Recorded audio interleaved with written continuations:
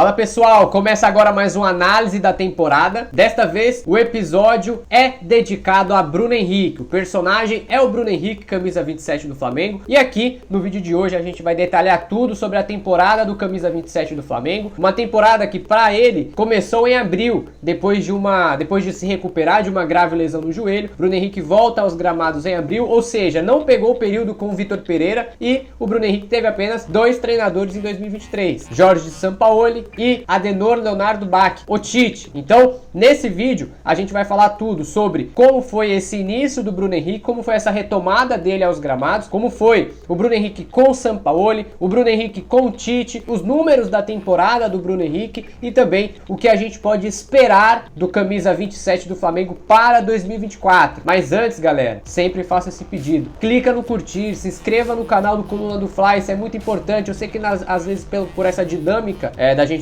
passando a informação para você, passando a nossa análise, você acaba aqui esquecendo de clicar no curtir, mas isso é muito importante, beleza? Clica no curtir, se inscreva no canal aqui do Coluna, porque a gente vai destrinchar tudo sobre Bruno Henrique no Flamengo em 2023.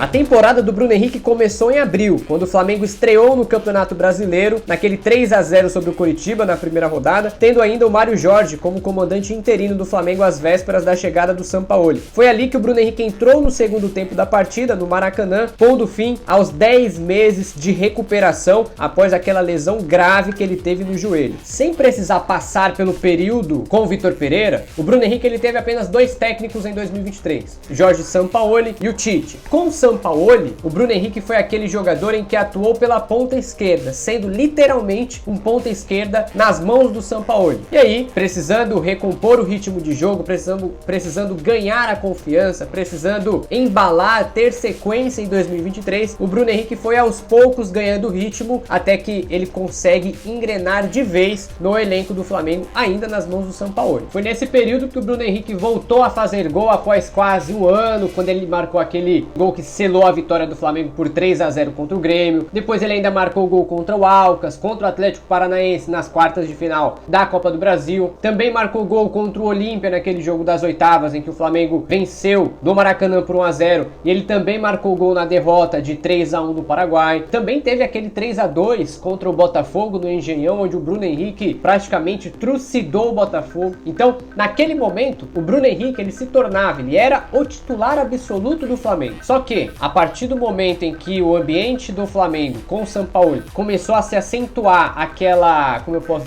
aquele clima bem abaixo, aquele clima negativo, automaticamente o desempenho do Flamengo caiu demais, despencou. E os jogadores, alguns poucos jogadores que estavam bem, também tiveram esse problema e o desempenho também começou a cair. Isso foi o caso do Bruno Henrique. Neste mesmo momento, o Bruno Henrique começa a conversa com o clube pela renovação de contrato, porque o Bruno Henrique em 2023 tinha o último ano de contrato dele com o Flamengo. Então, a renovação de contrato entre Bruno Henrique e Flamengo chegou a ser uma negociação até certo ponto turbulenta em alguns momentos. O Flamengo querendo 1 ano de contrato a mais, o staff do jogador pedindo 2, depois o staff do jogador começou a pedir 3, aí o Palmeiras entra na jogada oferecendo um salário alto, maior do que ele ganhava no Flamengo, e também um tempo de contrato de 3 a 4 anos. O Palmeiras entra na jogada, o Bruno Henrique começa a perder um pouco o foco em relação a campo e também ao próprio desempenho, e aí os bastidores, querendo ou não, interferem um pouquinho aí na sequência do Bruno Henrique, até porque dividiu uma parte da torcida, né? Uma parte da torcida queria a renovação de contrato por mais 3 anos, outra parte renovação de contrato por apenas mais 1 ano, e levando em consideração que o Bruno Henrique já tem 32 anos de idade, essa divisão foi muito acentuada na torcida.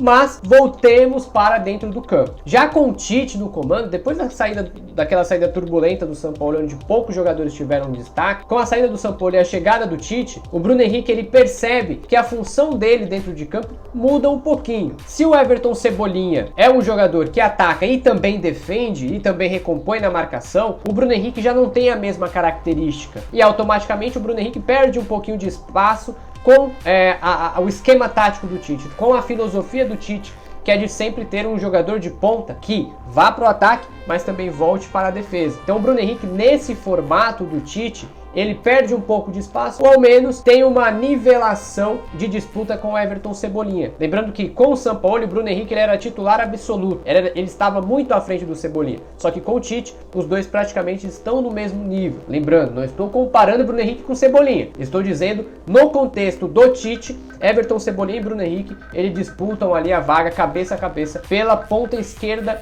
do Flamengo. Além de também ser aquele jogador ponta esquerda, aquele ala canhoto, a ala pela esquerda, o Bruno Henrique com o Tite, ele também se transforma em alguns momentos de jogo como centroavante, como aquele jogador que seja capaz de disputar a bola aérea, de ser a referência. Em alguns momentos, o Tite, quando ele puxava o Pedro, recuava o Pedro um pouquinho para buscar a marcação, para abrir a marcação dentro da área, abrir espaço dentro da área, o Bruno Henrique é quem chegava ali como centroavante. Em outros momentos também ficavam dois atacantes de áreas no Flamengo, Pedro e Bruno Henrique. Então a gente já percebe um pouco dessa mudança do Bruno Henrique com a chegada do Tite. Pra gente finalizar aqui sobre 2023, daqui a pouco a gente vai falar sobre a expectativa do Bruno Henrique para a temporada que vem. Pra gente encerrar agora sobre 2023, os números do Bruno Henrique pelo Flamengo. Em 2023 foram 38 jogos do Bruno Henrique pelo Flamengo, com 7 gols marcados e 2 assistências. 9 participações em gols do Bruno Henrique, só que,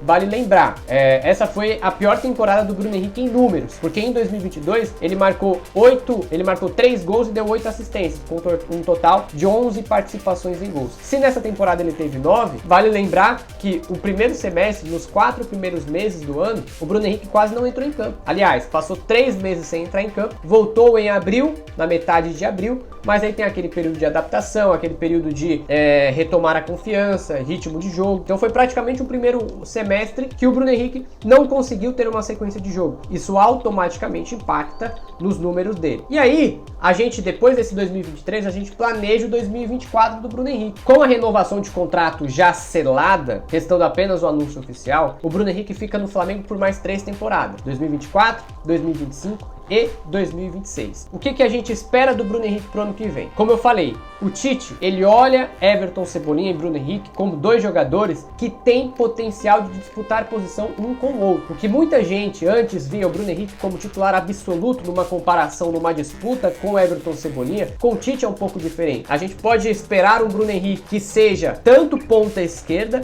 quanto também centroavante em alguns momentos da temporada. Tanto ponta esquerda quanto centroavante. A expectativa é que o Bruno Henrique seja titular sim no Flamengo do Tite, só que para isso o Bruno Henrique ele precisa recompor um pouco mais na marcação, porque em momentos, em alguns jogos que o Tite acredite que o Flamengo precisa de uma recomposição mais rápida, de uma recomposição mais veloz, o Everton Cebolinha vai ser utilizado no time titular. Não é nenhum absurdo a gente planejar um 2024 do Flamengo com o Bruno Henrique no banco e o Cebolinha de titular. Assim também como não é absurdo a gente planejar o Flamengo com o Bruno Henrique de titular e o Everton Cebolinha na reserva, tá certo? É uma temporada de 2024 em que a gente precisa esperar um pouco mais pra gente poder cravar alguma coisa sobre o Bruno Henrique, diferentemente dos outros vídeos que a gente viu aqui nesse analisando a temporada. A gente falou da expectativa do Gabigol, a expectativa da titularidade do Pedro, titularidade do Eric Pulgar, mais espaço pro Luiz Araújo. A gente falou sobre isso, mas o Bruno Henrique, talvez destes, seja o jogador com uma incógnita um pouco maior em termos de titularidade. Então é bom